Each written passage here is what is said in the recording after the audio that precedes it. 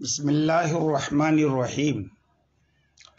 میں مجاہد حسین رضوی، استاذ دارالعلوم غریب نواز الہ آباد، درجہ رابعہ کے متعلمین سے مخاطب ہوں اور شرح جامی بحث اسم کا درس دینے جا رہا ہوں۔ کل آپ نے کلمہ کے 3 اقسام میں منحصر ہونے کی دلیل سماعت فرمائی۔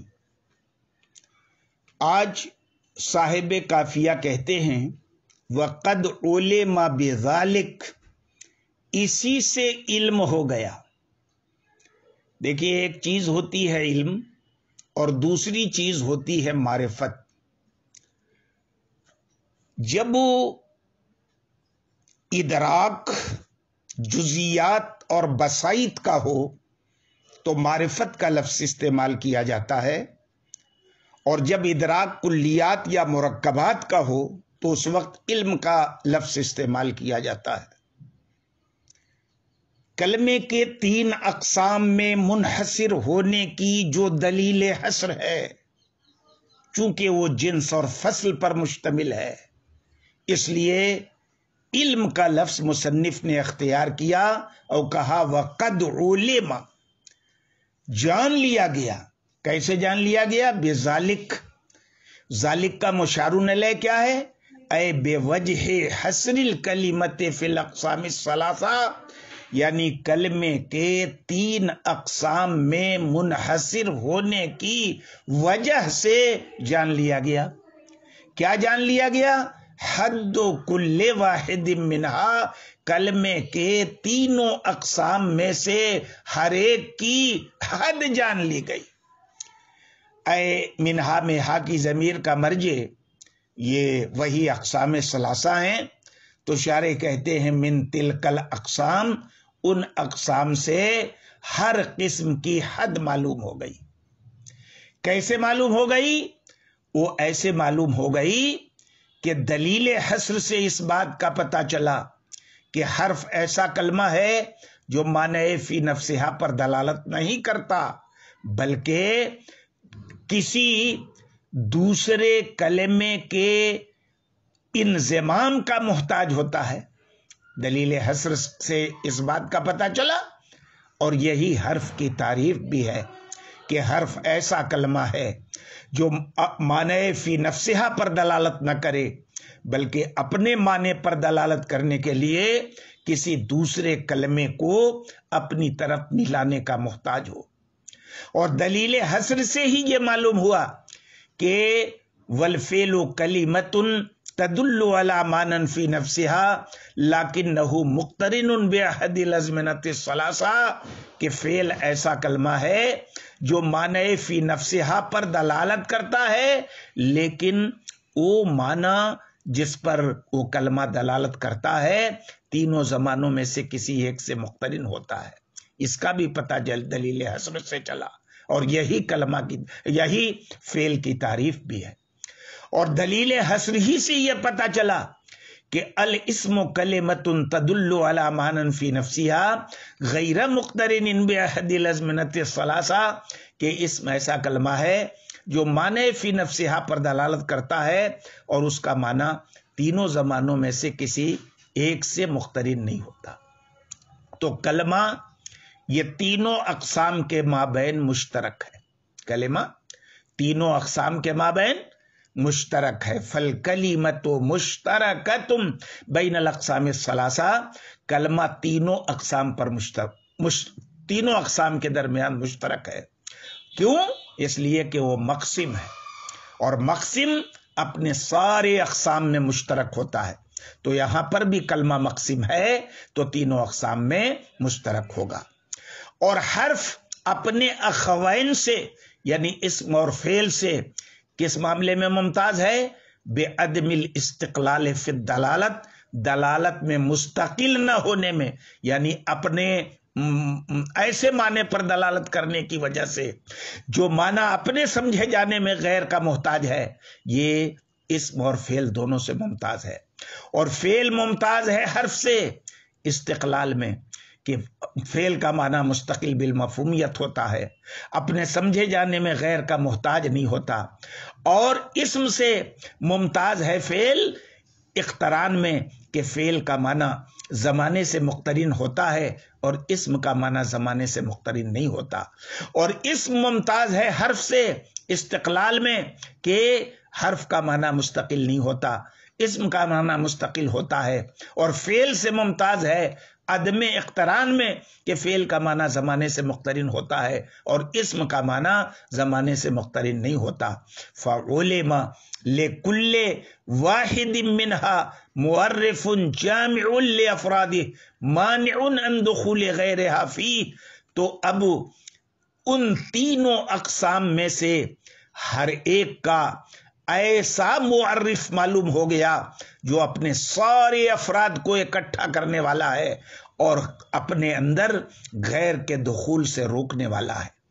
پھر کہتے ہیں وَلَيْسَ الْمُرَادُ بِالْحَدِّ ہَا ہونا إِلَّا الْمُعَرِّفُ الْجَامِعُ الْمَانِعُ، اور حد سے یہاں پر یہی مراد ہے کہ وہ معرف جامع ہے، سارے افراد اس کے اندر اکٹھا ہیں، اور مانع ہے یعنی غیر کے دخول سے مانع ہے۔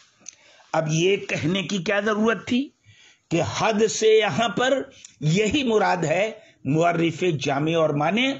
یہ کہنے کی اس لیے ضرورت پڑی کہ منطق میں آپ نے حد کی تعریف کیا پڑھی ہے؟ حد کی تعریف منطق میں آپ نے پڑھی ہے کہ حد اس معرف کو کہتے ہیں جو جنس اور فصل پر مشتمل ہوتا ہے، اس معرف کو کیا کہا جاتا ہے؟ حد۔ لیکن دلیل حصر میں تینوں اقسام کی جو تعریف معلوم ہوئی ہے وہ جنس وہ ذاتیات پر مشتمل نہیں ہے، اور حد میں ذاتیات ہوتے ہیں۔ کیوں ذاتیات پر مشتمل نہیں ہے؟ اس لیے کہ دلیل حصر میں جو تعریف ہے وہ کلمہ کے معنی پر دلالت کرنے، معنی مستقل پر دلالت نہ کرنے، معنی کے زمانے سے مقترن ہونے یا معنی کے زمانے سے مقترن نہ ہونے پر مشتمل ہے۔ یہی تو دلیل حصر میں بیان کیا گیا ہے کہ کلمہ معنی مستقل پر دلالت کرتا ہے یا نہیں کرتا ہے، اور اگر کرتا ہے تو اس کا معنی زمانے سے مقترن ہوتا ہے کہ نہیں ہوتا ہے۔ تو کیا بات پائی گئی وجہ حصر میں کہ کلمہ معنی مستقل پر دلالت کرتا ہے یا معنی مستقل پر دلالت نہیں کرتا ہے، اور اگر معنی مستقل پر دلالت کرتا ہے تو اس کا معنی زمانے سے مقترن ہوتا ہے یا نہیں ہوتا ہے۔ اور یہ ساری چیزیں کلمے کے حالات ہیں، عوارض ہیں، صفات ہیں، یہ کلمے کی ذاتیات نہیں ہے۔ اور جب تعریف ذاتیات پر مشتمل نہ ہو بلکہ عوارض اور صفات پر مشتمل ہو تو وہ تعریف حد نہیں کہلاتی، رسم کہلاتی ہے۔ پھر ماتن نے یہ کیسے کہہ دیا کہ وجہ حصر سے تینوں اقسام کی حد معلوم ہو گئی؟ تو اس کا سیدھا سا جواب شارح نے دیا ہے کہ یہاں پر حد سے مراد وہ حد نہیں ہے جو حد آپ نے منطق میں معرف کی بحث میں پڑھی ہے۔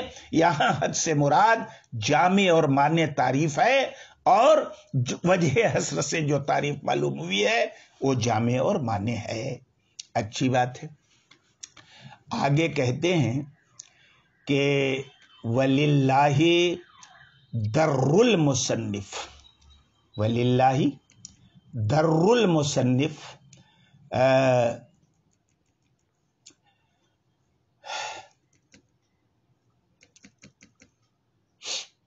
وَلِلَّهِ دَرُّ الْمُصَنِّفِ حَيْثُ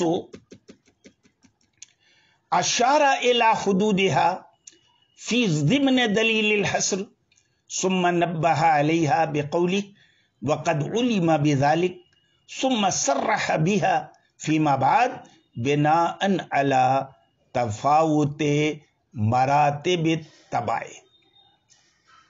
در کا معنی ہوتا ہے دودھ، لیکن یہاں پر مجازن خیر کثیر مراد ہے، خیر کثیر مراد ہے۔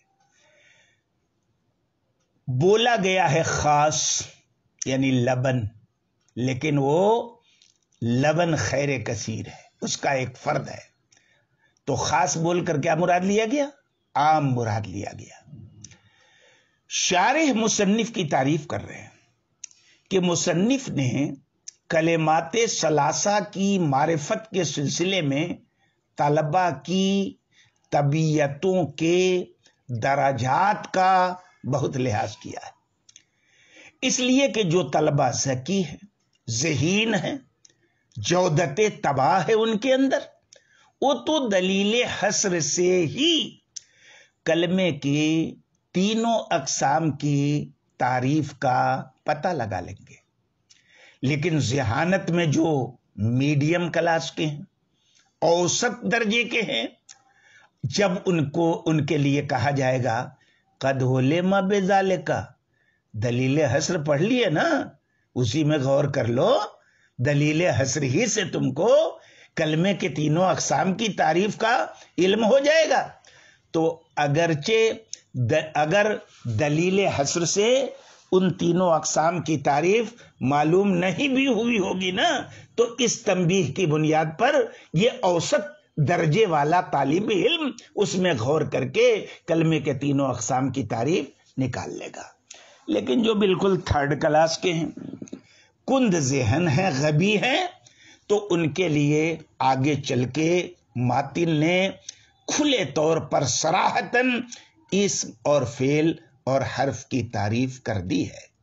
جو حضرات شفیق ہوتے ہیں، مہربان ہوتے ہیں، ان کا یہی طرز ہوتا ہے کہ ان کا کوئی بھی متعلم محروم نہ رہنے پائے، ہر شخص اپنی اپنی ذہانت کے مطابق، اپنی اپنی صلاحیت اور استعداد کے مطابق ان کی بات سے فائدہ حاصل کر لے۔ آج کے سبق میں اتنا ہی، باقی انشاءاللہ